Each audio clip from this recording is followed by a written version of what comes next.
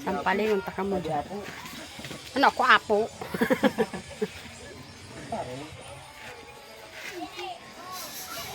Hello guys! Dito ako sa aking munting maliit na tindahan na aking pinagkakakitaan sa pang araw-araw ng mga gastusin. Ayun guys, unti na lang ang aking puhunan dahil wala pa ang gaano pera. Soon magiging marami din yun. And then sa labas meron akong wifi yan. Ayun po yung pagkain ng baboy.